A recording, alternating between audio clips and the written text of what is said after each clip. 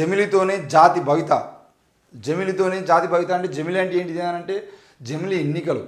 జమిలి ఎన్నికలతోనే జాతి భవిత. అబ్బో మరి ఇన్ని రోజులు గత 75 సంవత్సరాలుగా జాతికి భవిత లేదు. ఇక ఇప్పుడు కిషన్ రెడ్డి గారు జమిలి ఎన్నికలు తీసుకొస్తేనే జాతికి భవిత ఉంటుంది, భవిష్యత్తు ఉంటుంది, లేకపోతే ఉండదు. ఇక లేకపోతే దేశంలో ఉన్న జాతులు మొత్తం నాశనం అయిపోతాయి ఈ జమిలి ఎన్నికలు లేకపోతే. ఎంత ఎంత ఏంటి ఇప్పుడు మీరు ఎలక్ట్రానిక్ ఓటింగ్ తీసేసి క్లియర్గా ఆ ఓటింగ్ రద్దు చేస్తున్నాం అనేసి ఒక ప్రకటన ఇవ్వండి, భవిష్యత్తు క్లియర్గా ఉంటుంది. యువత యొక్క భవిష్యత్తు అయినా జాతి యొక్క భవిష్యత్తు అయినా భారత జాతి భద్రంగా ఉండాలంటే ఈ ఎలక్ట్రానిక్ ఓటింగ్ సిస్టాన్ని తీసేయాలి. మనం ఈవీఎం మిషన్లను మొత్తానికి తీసిపడేసి బ్యాలెట్ పేపర్లను పెడితే అసలు విషయం ఏంది, ఈ దేశంలో ఎవరిది భవిష్యత్తు అనేది క్లియర్గా అర్థమైపోతుంది. కాంగ్రెస్ పార్టీ చేసినటువంటి కుట్ర, బీజేపీ పార్టీ కొనసాగిస్తున్న కుట్ర ఏంది అని అంటే ఈవీఎం మిషన్లు. ఈ ఈవీఎం మిషన్లు తీసుకొచ్చి మా నెత్తి మీద పెట్టి ఎవరిని కొట్టేసిన చూసిరు కదా. మణిపూర్ రాష్ట్రంలో ఎంత దారుణంగా ఆ ఈవీఎం మిషన్ దగ్గర ఒక పోలింగ్ ఆఫీసర్ నిలబడి ఎవరు వచ్చేయంటే వాళ్ళని తీసుకుపోవడం, ఆడ ఈమెనే ఇట్లా పట్టుకొని ఆడ ఒత్తిచ్చి పంపించడం. ఏ పార్టీకి ఓటేస్తున్నాం అనేది కూడా కనబడకుండా చేస్తున్నారు. చూడండి మీరు, మా సోషల్ మీడియాలలో కూడా క్లియర్గా వార్తల్ని షేర్ చేసినాం. ఎంత దారుణం అని అంటే మొత్తం మణిపూర్ రాష్ట్రంలో నాగాలాండ్లో అయితే మొత్తం 6 జిల్లాల్లో క్లియర్గా ఓటింగ్ కూడా వేయలేదు. వీళ్ళు వేసిన డ్రామాలు ఎత్తారని చెప్పేసి. మణిపూర్లో అయితే తుపాకులు పట్టుకొని తిరుగుతున్నారు. ఒక వర్గం వాళ్ళు తుపాకులు, ఒక జాతి గీతి అని మాట్లాడేటువంటి వీళ్ళు మరి అక్కడ ఎందుకు కనబడతలేదు? మణిపూర్ రాష్ట్రంలో జరుగుతున్న అరాచకాలు ఎందుకు కనబడతలేదు? మరి పోస్ట్ ఆఫీసులను మినీ బ్యాంకులుగా మారుస్తాం, పేపర్ లీకేజీలను అరికట్టేందుకు కఠిన చట్టాలు తీసుకొస్తాం. ఏ paper leakage? 10th class paper లీకేజా? బండి సంజయ్ పేపర్ లీకేజ్ చేసిన పేపర్ లీకేజా? మరి మరో 5 ఏళ్ల వరకు ఉచిత బియ్యం కొనసాగింపు. వచ్చే 5 ఏళ్లలో పేదలకు 3 కోట్ల ఇల్లు. 2047 వికసిత్ భారత్ పేరుతో బీజేపీ ముందుకెళ్తుంది. తెలుగు సంకల్ప పత్రాన్ని విడుదల చేసిన కేంద్ర మంత్రి కిషన్ రెడ్డి. పేపర్ లీకేజ్లను అడ్డుకునేందుకు కఠిన చర్యలు తీసుకుంటాం అంటే 10 ఏళ్ళు ఏం చేసిర్రు? లేదు. ఇప్పుడు చెప్పుకోవడానికి ఏమీ లేక చెప్తున్నటువంటి అంశాలు మీరు జాగ్రత్తగా గమనించండి. పోస్ట్ ఆఫీసులను మినీ బ్యాంకులుగా మారుస్తాం. ఉన్న బ్యాంకులన్నింటినీ ప్రైవేట్ పరం చేసి ఈరోజు పోస్ట్ ఆఫీస్ని మినీ బ్యాంక్గా మార్చి పోస్ట్ ఆఫీస్ కూడా నష్టాలకు పోయిందని చెప్పేసి తీసుకుపోయి అదాని చేతిలో పెడతారు. గంతే. ఈరోజు బిఎస్ఎన్ఎల్ కదా దేశవ్యాప్తంగా బ్రాడ్కాస్టింగ్ ఉన్నటువంటి బిఎస్ఎన్ఎల్ మొత్తం భూగర్భంలో క్లియర్గా కేబుల్తోని దేశంలోని ప్రతి గ్రామానికి బిఎస్ఎన్ఎల్ కనెక్షన్ ఉంది. ఆ బిఎస్ఎన్ఎల్ కనెక్షను అట్లాంటి కనెక్షన్ మళ్ళీ జియో వాడు చేయాలంటే లక్షల కోట్ల రూపాయలు ఖర్చు కాబట్టి బిఎస్ఎన్ఎల్ నష్టాలకు తీసుకుపోయి బిఎస్ఎన్ఎల్ను అంబానికి అప్పయ్యేది.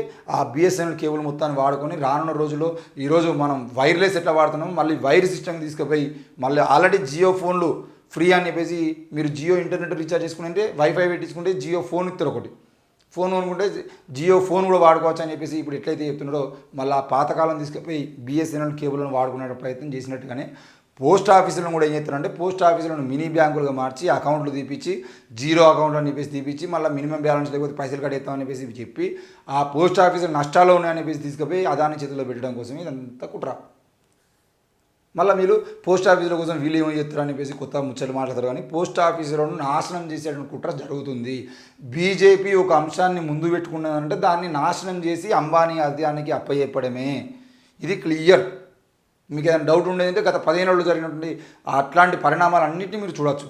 ఇక పేపర్ లీకేజీలను అడ్డుకుంటాం అంటే పేపర్ లీకేజీలు అడ్డుకోవడం కోసం చట్టాలు తీసుకురావడానికి 10 ఏళ్ళ నుండి ఎవరు అడ్డుకున్నారు? ఇక టీఎస్పీఎస్సీ పేపర్ లీకేజ్ అయ్యి దాదాపు 2 ఏళ్ళు అవుతుంది కదా. మరి 1.5 ఏళ్ళ అయినటువంటి క్రమంలో ఎందుకు మీరు ఇప్పటి వరకు దానికి సంబంధించిన విషయంలో ఒక చట్టం తీసుకురాలేక పేరు?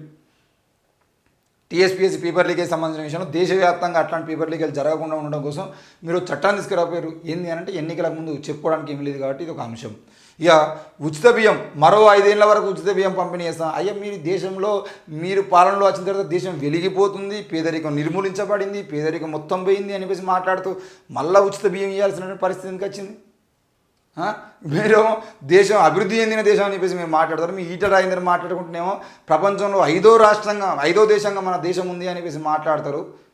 మరి 5వ దేశంగా ఉన్నప్పుడు ఎందుకయ్యా ఉచిత బియ్యం ఇచ్చిన? ఇంకా మొత్తం పేదరికం నిర్మూలన జరిగింది కదా. నక్సలైట్లు లేరు, మావోయిస్టులు లేరు, ఈరోజు పేదవాళ్ళు లేరు, దారిద్ర్య రేఖకు దిగువన ఎవరు బతుకుతలేరు అని చెప్పేటువంటి పార్టీ మళ్ళీ 5 ఏళ్ల పాటు ఉచిత బియ్యం ఎవడి అడుగుతాడు?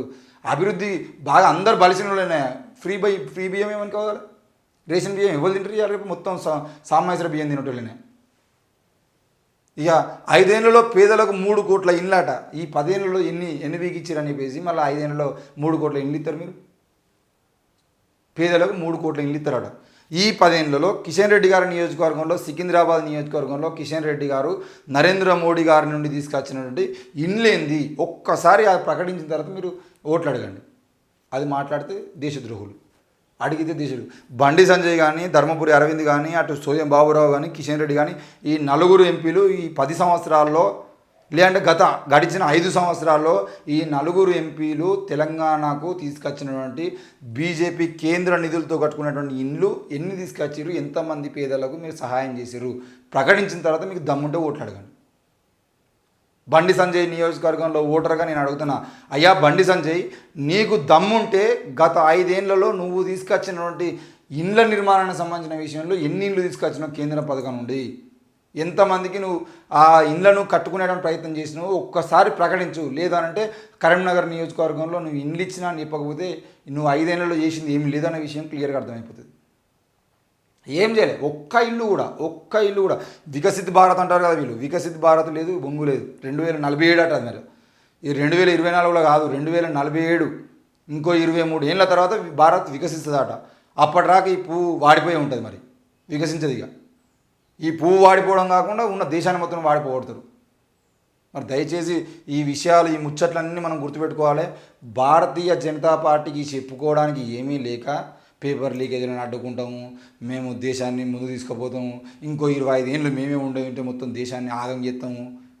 ఈ అన్ని అడ్డమైన ముచ్చట్లన్నీ మనం అర్థం చేసుకోవాలి. దయచేసి ఈసారైనా కూడా మనం ఎవరికి ఓటేస్తున్నాం, ఎందుకు ఓటేస్తున్నాం ఆలోచించి ఓటు వేసే పరిస్థితికి రావాలి. అప్పుడే ఈ దేశంలో ప్రజాస్వామ్యం కాపాడుతూ ఇట్లాంటి నాలుకలు మరి మాట్లాడకుండా మూసుకోవాల్సిన పరిస్థితి కూడా వస్తుంది. కాబట్టి ఆలోచించి ఓటు వేసి ప్రజాస్వామ్యాన్ని కాపాడాలని కోరుతున్నాను.